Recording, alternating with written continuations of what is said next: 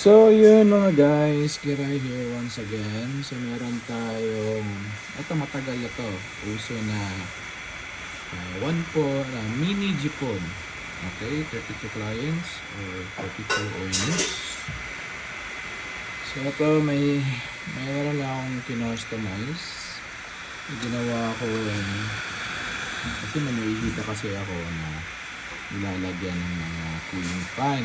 So, medyo hindi efficient yung ganong klase pampalamig na mini Jeepon natin. Umiinit kasi to guys, itong phone module. Umaabot siya sa mga 90 degrees, 95 nung wala pang fan, tinetest ito. Ngayon, since problema ng mga kaibigan natin, mga kapiso natin, masyadong mainit, ilalagyan pa ng mga heatsink para lumamig. Ito may ginawa akong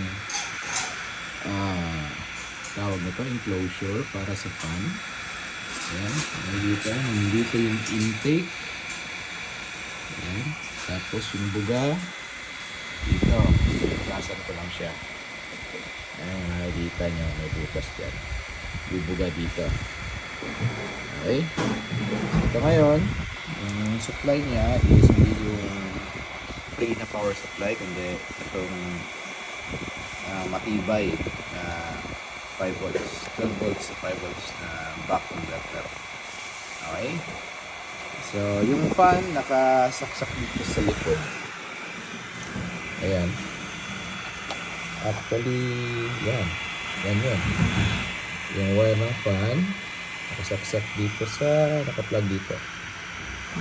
Ayan, nakascrew dyan sa blue. Tapos ito yung 12 volts main supply. Tapos yung fan natin nakakabit dito sa ito, terminal block.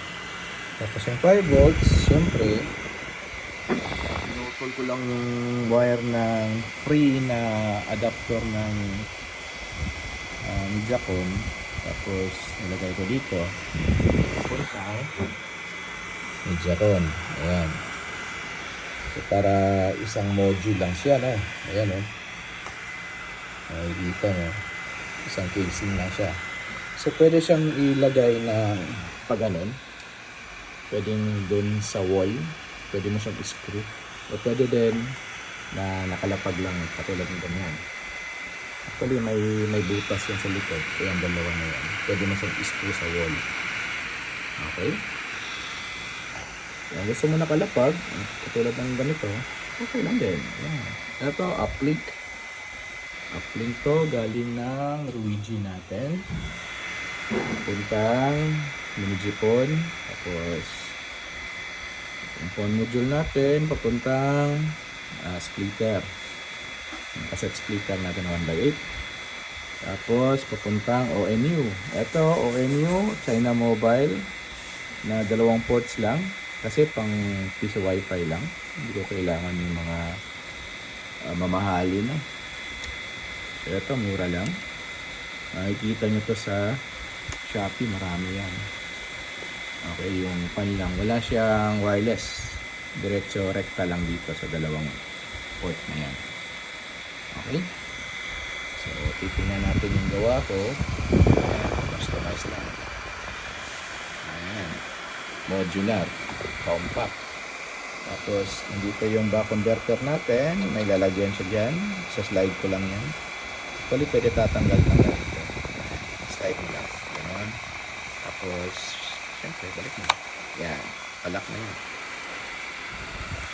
So pwede mo nang hawakan yung phone module, hindi na mainit katulad ng stock lang, medyo mainit yun, maabot ng 80-90 degrees, diba? Tapos malakas yung hangin kasi nakapokus lang dito yan. Ayan, so ito, kung sino yung gustong mag-avail, PM mo kayo sa akin, usap tayo, papadala ko to, or pwede kong pangbenta, diba? 3D printed po ito. Okay, so yan. So titingnan natin yung setup natin. Ano ba yun? Ayan, Optical niya is -11. Okay. Tapos, syempre, katulad ng ibang ONU, naka-bridge lang tayo. Tapos, pila number. Ayan. Tapos, punta tayo sa Wi-Fi natin. One. O, ayan. Mini gaming. So, ayan. Actually, pwedeng, naka-multi-1 na siya. Naka-multi-bilang. Ito, hindi ko pa na-set up kasi may select vendor ko siya. Okay? Kasi set up ko pa tong mga multi-bilang na to using this mini Japon. So, ang downside lang ng mini Japon, pag wala kayong fan, lalo't hindi nakafocus yung hangin dito sa phone, medyo mainit talaga.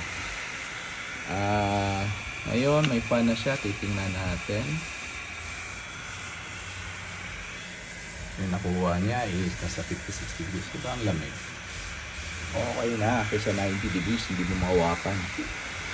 Ito, nasa 56 degrees lang. Ayan. So, 32 inches from 0 to 31. Pwede mo siyang i-deploy. Iba kasi, ayaw nila nito kasi medyo maselan. Galing unstable kumbaga. Siguro sa sobrang init talaga, magiging unstable kahit ano namang klase ng gamit ka. Basta medyo mainit na. Kahit na mini PC, ito, Dell Optiplex P80. Para to sa client. Diba? Kahit anong klaseng gamit, basta lumampas na dun sa temperature niya, threshold niya, syempre, magkakaproblema ka dun. So, ito, yan, nakasama yan. Tapos, walang sayang yung hangin, higop dito, buga lahat dyan, nakafocus dito. Yan yung butas niyan, yun. O, diba? O, lakas, kahit dito, ang lakas ng hangin. Yan. So, yan guys. Comment lang, PM nyo lang ako kung gusto nyo ganito. Itong 3D printed na enclosure para maging modular lahat. Kasi may nakikita kasi ako, medyo magulo. Kaya ginawa ko siya ng enclosure. Ayan. Enclosure ng fan, blower, medya ko natin para sa mini Japon. Tapos yung back converter yan sa gilid na. Slot lang siya, i-slide mo lang ganun. Diba? Napaka-compact. Tingnan natin. Diba? Compact yan. So, yan. So, ilalagay ko lang yung yung link. Saan kayo makaka-order itong blower para rekta na kasi iba-iba yung klase nito. Yung sukat. Ito, sakto siya para dito sa mini Japon. May isa kasing klase, medyo malaki yun. Diba? Ayan, PM mo na ako guys. Ciao.